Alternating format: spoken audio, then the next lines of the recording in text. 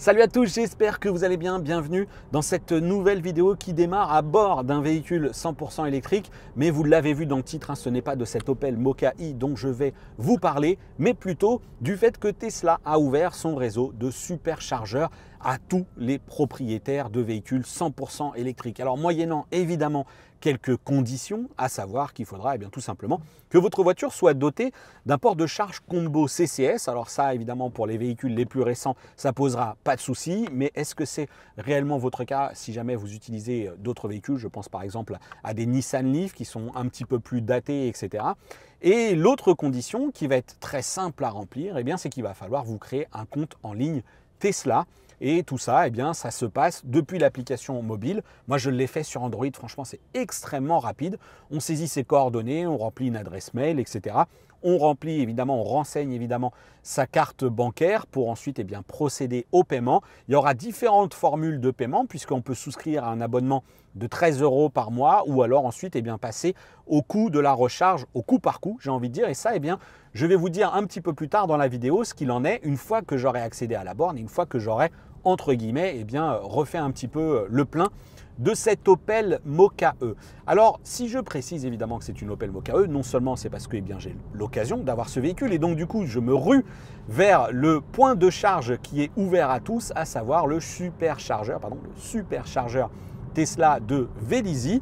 Et la particularité donc de l'Opel Mokka-e, c'est qu'il utilise une plateforme qui est largement répandue puisque c'est la plateforme de PSA, alias également Stellantis, qu'on va retrouver évidemment dans la Corsa électrique, mais aussi dans les véhicules de chez Citroën par exemple, avec la Citroën IC4, et aussi évidemment du côté de chez Peugeot, avec la i208 et bien d'autres. Bref, vous avez compris l'histoire, on est vraiment sur une plateforme qui est assez large, qui du coup, j'espère, on va en intéresser beaucoup parmi vous. Alors en matière de puissance de charge, on va être très très loin de ce que sont capables de délivrer les superchargeurs présents sur cette station de Vélizy parce que ils sont récents, qu'ils font partie des plus performants jusqu'à 250 kW. La plateforme que je vais ici utiliser pour le test, cette plateforme PSA, elle est limitée à 100 kW en théorie évidemment, et en plus on sait que ce sont des puissances accessibles en crête et souvent pendant un court instant. Et la bonne nouvelle, c'est que même si je suis parti un petit peu sur un coup de tête pour vous réaliser cette vidéo, le niveau de batterie, le niveau de charge de mon Mokka-e actuellement, il était de 58% au départ. Là actuellement je suis à 48%, et donc du coup ce qui est cool, c'est que je ne vais pas arriver au superchargeur avec un très haut niveau de batterie, ce qui va me permettre d'estimer déjà un petit peu la puissance qu'on va pouvoir bénéficier, le temps de charge, etc. Tout ça, on va faire le bilan un petit peu après. Bon alors bien sûr, j'aurais aimé que le niveau de la batterie baisse plus vite. C'est dommage, je suis toujours à 44%, pourtant je me suis volontairement mis en mode sport, mais comme en fait ça roule pas spécialement très bien, je ne consomme pas des masses, donc on verra bien ce que ça va donner en arrivant. Quoi qu'il en soit, je vais tout de même en profiter pour apporter quelques petites précisions que j'ai eues notamment de la part de chez Tesla. Je vous ai dit que ce réseau de charge, il ne serait pas ouvert partout. Et il y a un point qui est tout de même très important et qu'il faut avoir en tête, c'est qu'il s'agit d'un programme pilote. Et donc ce programme pilote, qui était déjà lancé depuis l'année dernière, débarque en France de manière un peu plus large dans la mesure où en fait il y a 16 stations qui sont ouvertes, et donc forcément sur chaque station il y a pas mal de prises. On va voir ce qu'il en est encore une fois avec celle de Vélizy qui est l'une des plus récentes aussi. Majoritairement aussi il s'agit de chargeurs V3, donc du coup ceux qui devraient disposer quand même d'une bonne puissance là encore.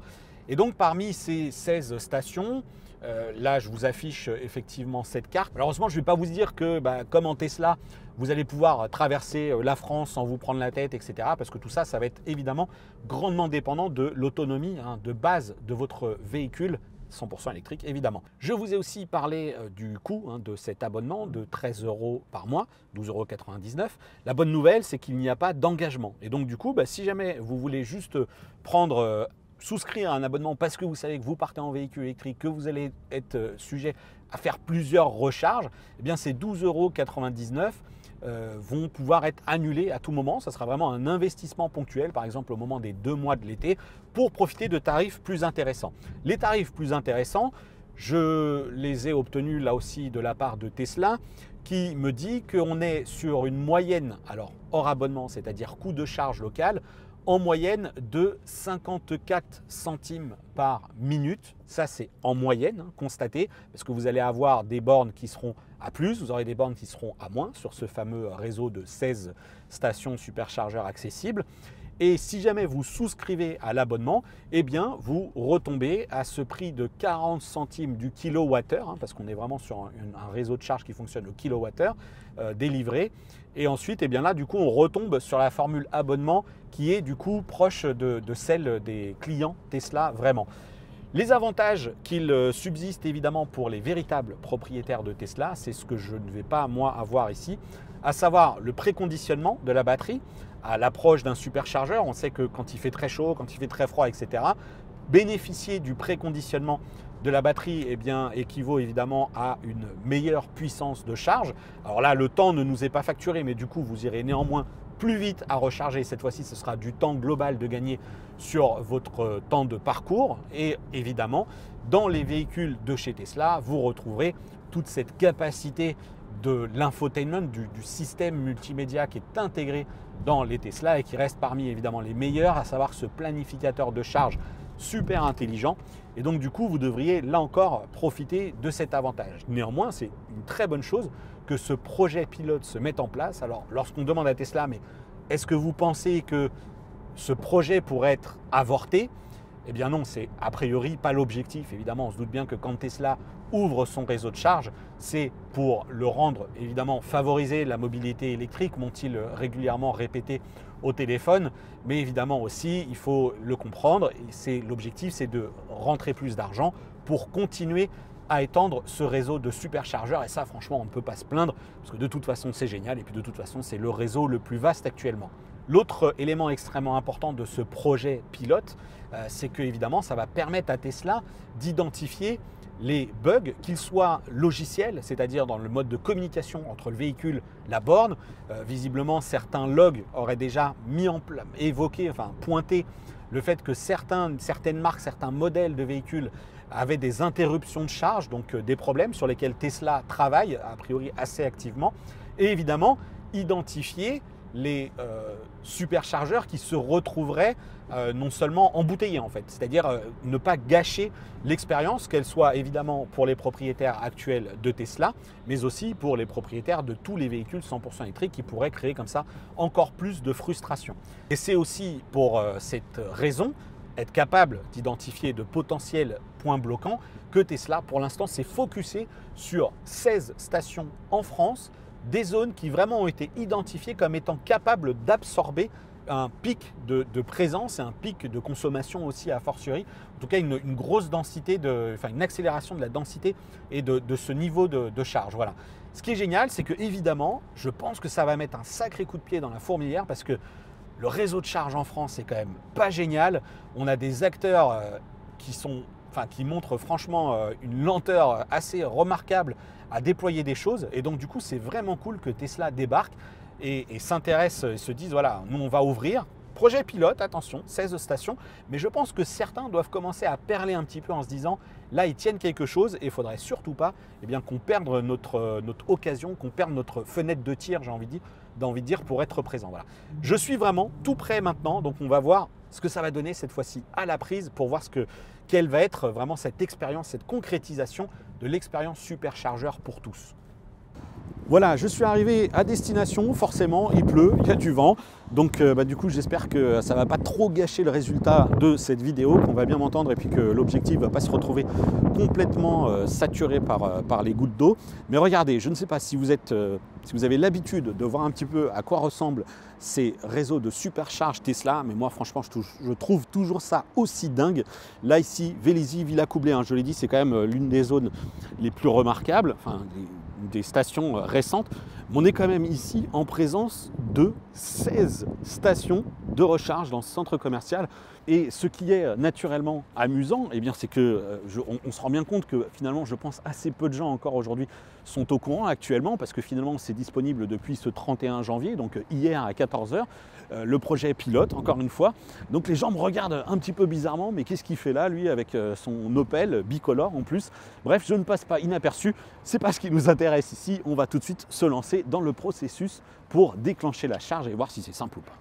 Bon alors, compte tenu de la météo à l'extérieur, je me suis remis dans le véhicule pour poursuivre un petit peu cette découverte du service via l'application mobile cette fois-ci. Chargez votre non Tesla, voilà, il suffit de cliquer là-dessus. Alors la formule est un petit peu amusante, hein. Je pense qu'elle pourrait être plus sympathique, plus agréable, mais bon, pourquoi pas. Chargez votre non Tesla et ça vous emmène tout simplement sur la carte. Vous pouvez évidemment là-haut lui demander de rechercher une station sur un point spécifique, hein, évidemment, ou tout simplement rechercher la station qui est proche de vous. Et donc moi j'ai été ici identifié un Tesla superchargeur Vélizy 2 en France, puissance max 250 kW. Et il y a ici toutes les commodités. Voilà. Et donc on voit bien qu'il y a 12 bornes disponibles sur les 16. C'est énorme, ce qui vous donne tout de suite une indication pour savoir s'il va être pertinent ou non de vous arrêter à cet endroit-là. Là, en l'occurrence, il n'y a aucun souci.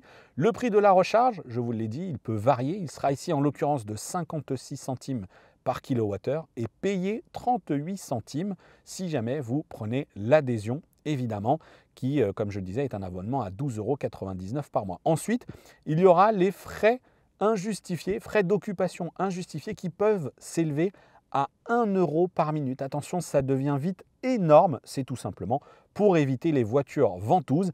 Et ces fameuses frais d'occupation injustifiés, ils s'expliquent suivant différents critères que vous allez retrouver ici. Voilà, si le véhicule par exemple est déplacé dans les 5 minutes, bref, les frais ne seront pas appliqués. Bref, il y a tout plein ici de critères que vous retrouverez évidemment sur le site de Tesla. Tout ça, c'est grosso modo pour vous l'objectif de ne pas saturer le réseau de charge et encore une fois de se comporter en bon citoyen. Bref, c'est plutôt tout ça une bonne nouvelle. Ensuite, vous avez ici toutes les bornes qui sont présentes, hein. Ouais, vous les voyez, franchement, c'est juste incroyable. Et moi, je me suis installé donc à la borne 1D. Et donc, on pourrait dire, je vais tout simplement commencer ma charge. J'ai créé mon compte et là, j'ai effectivement le moyen de paiement associé. Sauf que là, échec, mise à jour moyen de paiement. Et si vous vous retrouvez confronté à ce message d'erreur, il faut juste savoir en fait qu'il faut aller ici dans la gestion de votre compte, aller sur compte et ensuite aller sur coordonnées. Et il faut ici compléter votre adresse et votre numéro de téléphone. Et cela, ça s'explique tout simplement par le fait que ce service n'est disponible que dans certaines régions, dans certains pays. Et donc, du coup, c'est un moyen pour l'application de bien vérifier que vous répondez donc aux contraintes de géolocalisation, de résidence, etc. pour accéder donc à cette charge. Je vais faire ça et on va évidemment pouvoir passer à la recharge.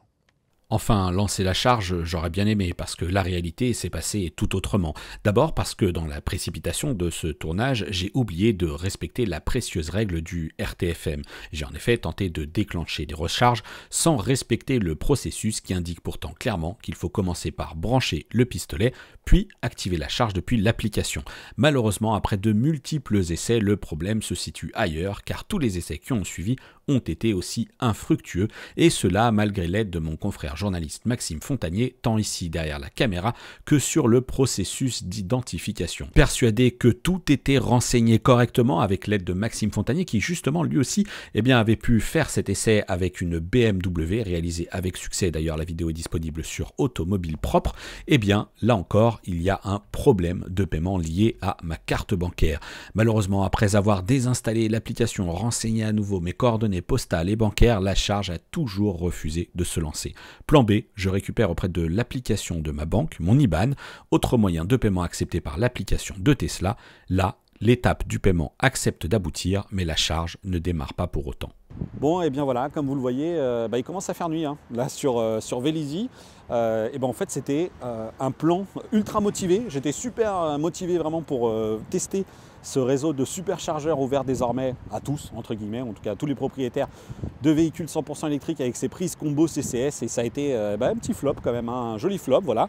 Grosso modo, la conclusion, je suis finalement au niveau du parking supérieur sur une borne de recharge, cette fois-ci EasyVia, pour essayer de récupérer de l'énergie pour repartir, parce qu'en plus j'avais laissé le véhicule avec la climatisation branchée, le temps que je fasse quelques images, etc., histoire de vider encore un petit peu plus la batterie. Et là, j'ai tout simplement plus assez d'énergie pour retourner chez moi. Et donc, voilà, il va falloir que je patiente. Bref, vous l'aurez compris donc, eh bien, il y a tout de même encore des bugs sur cette plateforme. Et pour avoir contacté Tesla à de nombreuses reprises, du coup, au cours de ces près de 2 heures que je suis maintenant ici sur le parking à faire des essais, eh bien, ils m'ont dit que oui, hein, visiblement, comme je le disais d'ailleurs un petit peu plus tôt dans la vidéo, il y a tout de même des logs qui tentent à montrer qu'il y a encore des soucis. Et après tout, eh bien, finalement, c'est ça, hein, un projet pilote, c'est fait pour ça, c'est fait pour identifier les bugs. Et c'est pour ça aussi que c'est limité à 16 stations.